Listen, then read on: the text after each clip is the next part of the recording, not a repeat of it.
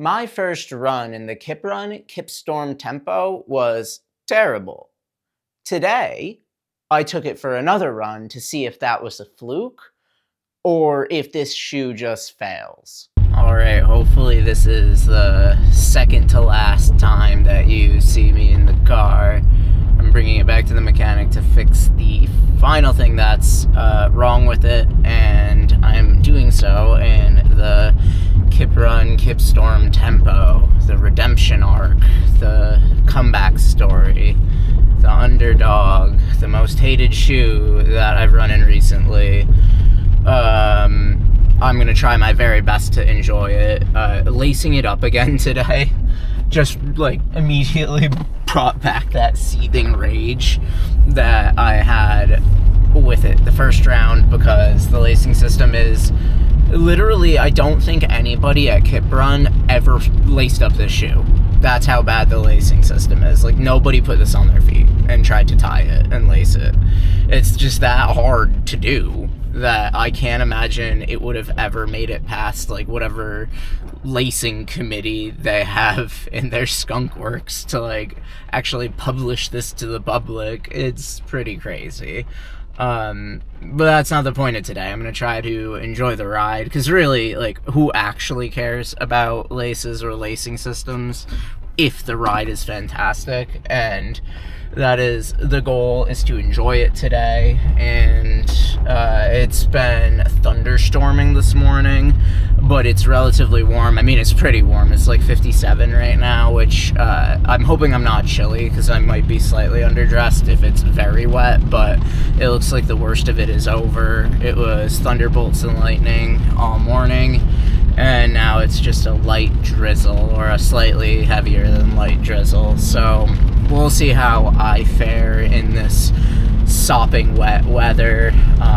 Hopefully the grip is good. I mean, there's a ton of rubber on this, so I'm sure the grip will be fine. Yeah, it's I'm not like exactly looking forward to this run, but my legs feel very fresh right now. They shouldn't, having run 26.2 on Sunday, but I feel pretty good. Like, we'll see when I start running, of course, if that remains true. So for now, I am going to go to the mechanic, and I will see you all in a little bit.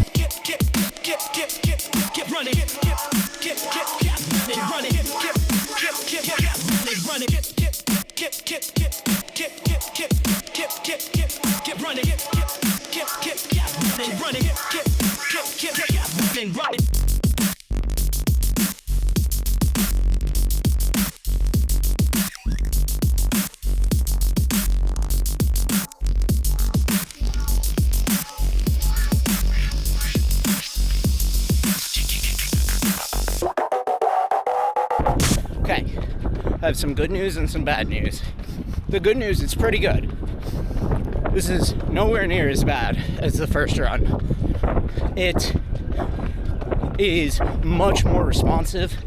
I'm feeling compression from the foam, not having any of that weird asymmetrical firmness anymore. I'm wondering if that was tied to incorrect lacing tension. And this is comfortable. The not so good news is it still feels blocky in the heel. I think that it is not very fast still. Like, it's not as slow as my initial impression of it, but I've been jogging, you know? I'm not hitting really any impressive paces. Looking at 8:25 right now, 8:20. And yeah, I'm just sort of bopping along. Granted, I did just stop to talk with another runner for a little bit, and we were going deep into zone 2 pace, but even right now on the track, yeah, it doesn't feel particularly speedy, but it doesn't feel quite like the dud that it felt on the first run. The traction is great. This is a sloppy day, and this is a wet track, so high marks on the traction, like really, really properly good grip. I'm still getting a little bit of heel lift on the right foot, and I do think that this is the correct size for me in a 9.5, because normally I do better with 10s. So I think, and this is even a little big for like what I would imagine a 10 to be. So, but I still think that this is the right decision. A 9 would have been way too small. It does feel clunky. There's a big slab of foam, and this is going to be a preference thing. Like, I'm not ever going to love shoes with a big, giant slab of foam. That's just not my preference overall. And sometimes it could work. Like the Mega Blast is a big slab of foam, and I love that midsole. Do I think it sometimes feels a little clunky for my stride? Yeah, but not like, this is like clunky. Like a piece of wood strapped to the bottom of your foot, clunky. But now at least that wood is actually aliphatic TPU, which leads me to wonder, as the rain intensifies, if the initial run was so much colder than today, if the EVA really had just fully bricked up, and that was the whole explanation for why this felt so dead. Because a lot of what I don't love about this shoe still remains true right now. It does feel blocky. There's a little bit of heel chop. It still reminds me of the Super Blast 2 a little bit, which, if any of you have followed the channel for a while, you'll know that I owned that briefly before I started doing YouTube, and I returned it because it was so unrunnable for me. I was getting hot spots. It was heel chop central. I couldn't get over the heel. Like, my stride couldn't land the way it wanted to, so I would clip the bottom of the heel and like shuffle step in that shoe. I only put a couple runs on it. Yeah, absolutely couldn't stand the Super Blast 2. And this still has a little bit of that for me. Like, there's a little bit of the chop, and I think it's just a stack height thing, full stop. It's so tall that I might always be clipping in this a little bit. But compared to the other day, where I would say this is completely unrunnable, this is actually very runnable, and I'm kind of enjoying it right now. Now, would I be enjoying something else more? Do I wish I were in the Dynafish out now? Right now? Maybe. I'll be very curious to see energy return numbers on this, because it doesn't feel all that super of a foam. Feels like even Light Strike Pro in the Evo, XL, probably has better energy return than this, just based on vibes.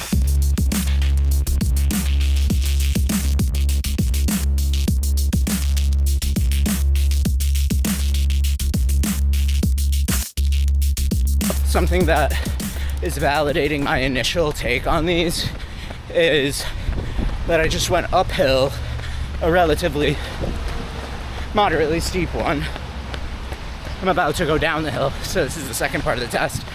But they felt pretty bad going uphill, and like really dead feeling going uphill. And I'm wondering if that's because when you're going uphill, you're not putting as much force down into the foam because you're being caught by the progressively higher road in front of you, which was what I was suspecting in the first run of this, was maybe I wasn't generating enough power for the shoe. Yeah, and coming down the hill, especially jamming the heel into the ground, it's a lot bouncier. Still not the nicest for going downhill, to be honest. I have a feeling that this has been upgraded from terrible to slightly better than okay. Like maybe even good, or like slightly less than good. I need a grading system, don't I? I'm definitely getting some foam fatigue. So all those nice things that I said about this have more or less reverted to what they were the first run. It's just clunky and firm and kind of a brick. This is at mile 8. It does feel a lot better on the track. I don't know, man. This shoe is just not for me. It's better than my first estimate of it. My initial review perhaps was a tad harsh, or it was down to the fact that it was a colder day, making this even more brickish. But yeah, right now, I can tell you the shoe is not for me. 13.1, 8:45 pace. Towards the end there, that was miserable. It was like waiting in line for Walmart. Just like felt like time stood still and I was going to be running forever and it would never end. Which would explain like the 8:45 pace, that's why it felt like that. But these started to feel around 8 miles, like every single footstep was getting stuck on the ground, like there was something gluing them to the ground, and I couldn't lift up my legs to move at all. And yeah, just for the foam felt completely dead by the end. I had this brief shining moment when I was on the track of all of that optimism that I was imbuing into these shoes, and it was just all quashed around 8 miles. It became literally just as bad as the first run that I did in these. So I don't think I'm going to be running in these again, like ever. I would say if you're anywhere around 5'7", 150, 145 plus or minus, right? Don't even try it. If you're more powerful of a runner, then I think that you probably will have a different experience. Like if you have a lot of strength in your legs, if you're a bit heavier, you might be able to compress this foam a bit more. But even when I was getting the power down, even when I was compressing the foam, it didn't feel special in any way. I don't think that this is a full aliphatic TPU. It's got to be some sort of a blend, or if it's not, then the bottom layer of EVA is doing more to hinder the shoe than I could possibly imagine that such a small amount of EVA could ever do to a shoe, because the EVA in the Mach X3 didn't destroy that shoe until the PIBA broke down, but like it didn't completely ruin the ride experience of that shoe. I thought it made the shoe feel smooth, and there is a certain smoothness to the Kiprun Kipstorm Tempo. It does feel smooth underfoot, but that's about all it feels. It doesn't feel like there's any energy return at all. It feels like I'm like losing energy when I I don't even have the brain cells for this right now. With that, back to the studio. And we're back in the studio with the Kiprun Kipstorm Tempo.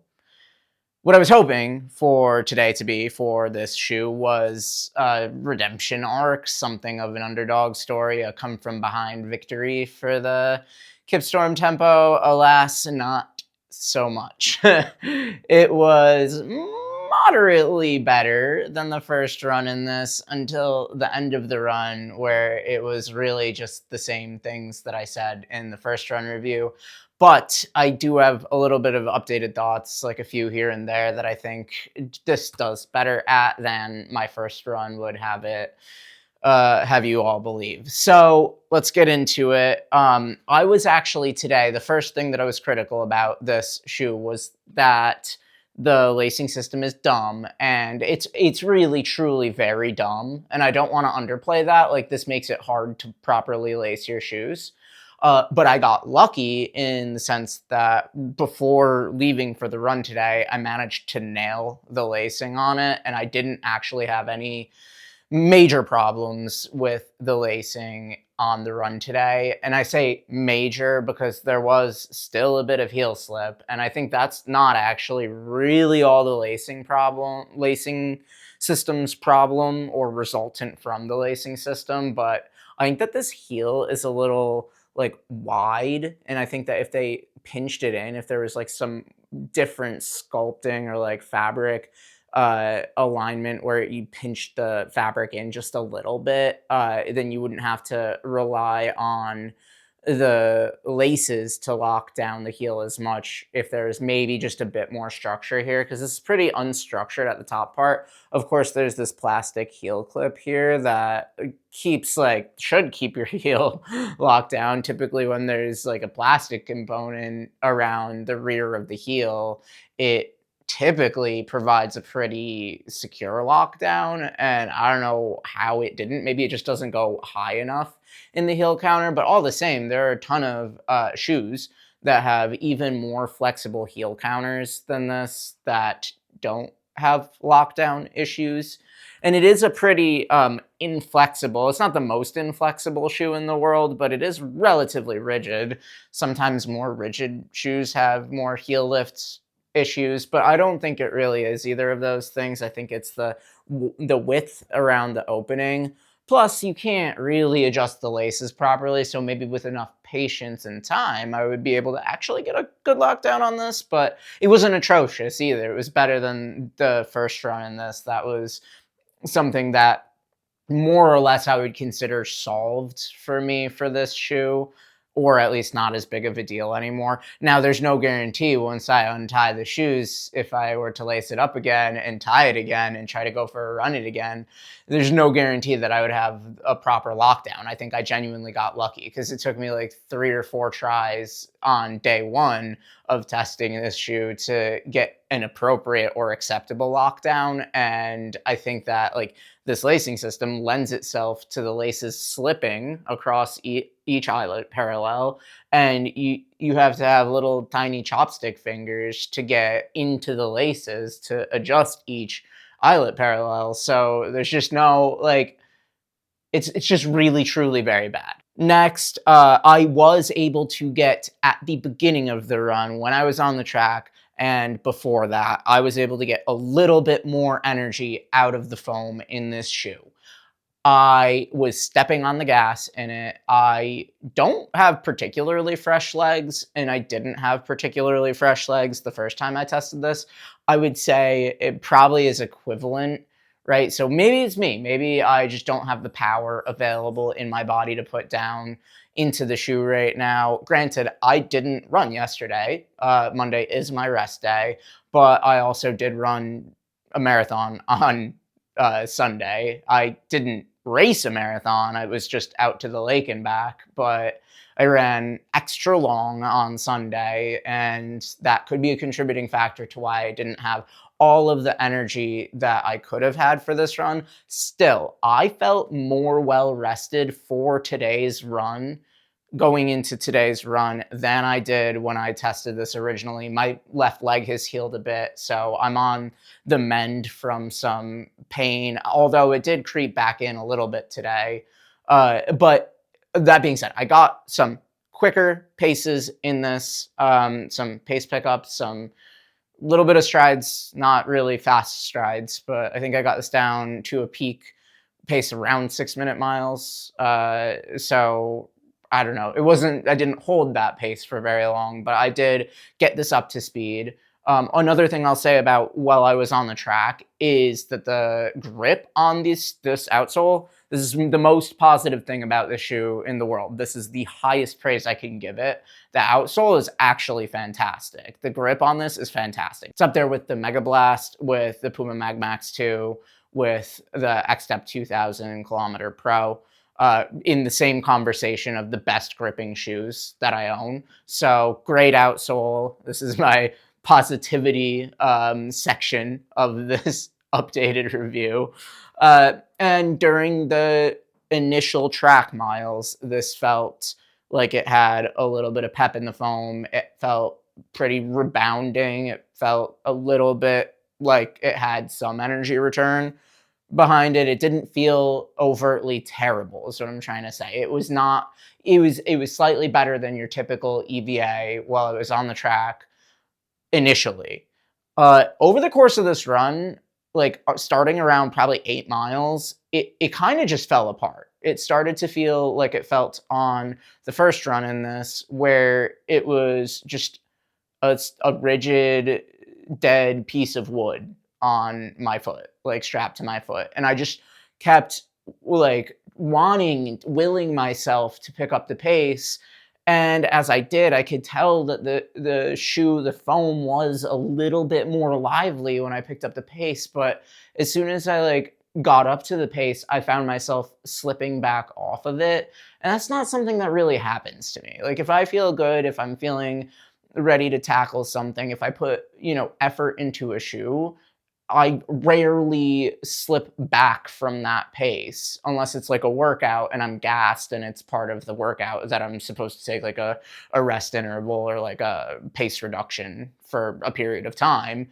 And like, yeah, it wasn't like a exhaustion thing. It wasn't a bodily thing. It was like every time I stepped into the ground, and this is after 8 miles. So up until about 8 miles in the shoe, it felt a lot better than the first run. I'm going to take a moment to go down a little rabbit hole of a hypothesis that I had early in the run to try to address what I think might have been at play with why it felt better earlier during the run. It was a lot warmer today. It was about 60, it's probably like 57, I think I saw in my car. Whatever I said in my car earlier, that's the temperature that it was. I think that played a role in the foam feeling a bit more lively today. And I do think that because it was cold the first time I ran in this, there was a noticeably lower amount of energy return in the shoe uh, upon like initial starting the run. I think that today it was, yeah, that was what it was initially, right? Why I felt a little bit more energy in the shoe initially. But as time went on, like I said, it just kind of deteriorated. It was kind of like the fatigue resistance just didn't exist in this shoe, and by 8 miles, the foam had all compressed into one glob of like mud, and it felt sort of like, yeah, it felt like maybe I was stepping on the ground and the ground had glue on it, and I'm just trying to bring up my foot and it's just like stuck to the ground and it won't come out. And it's not like, I don't really feel like I've had that in very many shoes where, or even any shoes. I've never really felt like that where it's like there was nothing around 8 miles onward, and it got progressively worse towards the end of the run. There was just, it was really like running on a muddy trail where you can't, like, the ground does not want you to leave it. And that was just, it was such a disappointing, frustrating feeling. Like the whole back half of that run, I was grumbling silently to myself, which is why I was not really talking to the camera all that much. So yeah, it was really disappointing, honestly. Like I was optimistic. I went into today fresh with a fresh set of eyes, in a better mood, and I was excited to tackle this shoe again anew and give it a second chance, because I do think every shoe deserves a second chance. But it just clearly does not work for me. This is not a shoe that, and I don't really think I could recommend it to anybody that's around my size. Like 5'7", 145, 150 pounds. Anything lower than that for sure would not get along with this. And like anybody that's a bit heavier than that, maybe. So maybe this won't be terrible for somebody that could put a lot of force into it. But frankly, there's just so many way better shoes that you could wear. Like I would take the Mag Max over this. I would take the Mega Blast, even at the Mega Blast's astronomical price point, I would take ahead of this. I would even be willing to try the Super Blast 3, and I really didn't like the Super Blast 2. I would be willing to try the Super Blast 3 instead of this. Like, I would rather have that shoe to take a gamble on than ever run in this again. And yeah, I mean, obviously there are different price points. This is at 170. What's a shoe that I didn't give a good review to? The Brooks Glycerin Flex. That I ran, I think, 50 or 60 miles in, or maybe 40, I don't know, somewhere in that range. I got some mileage onto the Brooks Glycerin Flex.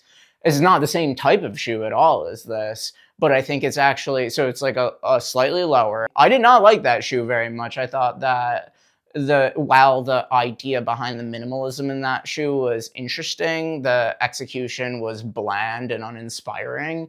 I gave that a pretty bad review. And that's $170. I thought that was a ridiculous price for the shoe.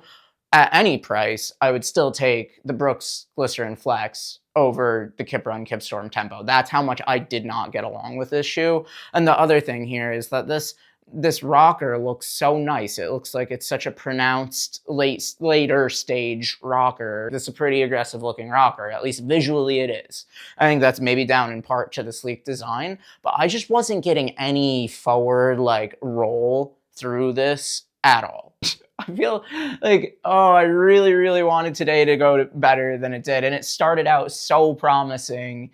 And I just don't know. I'm not even really convinced that the foam is what they say it is. Like, I would love to hear Run Repeat go just tear this to shreds. I want to see them go in, examine the foam under a microscope, get the energy return numbers. I just want to know if it's actually me or if it's actually the shoe. Because I feel like I just don't know how anybody could like this, but obviously people like this. So it must be me, right? I'm sure it's me. But I want to see some data to back that up because it was just really not very good.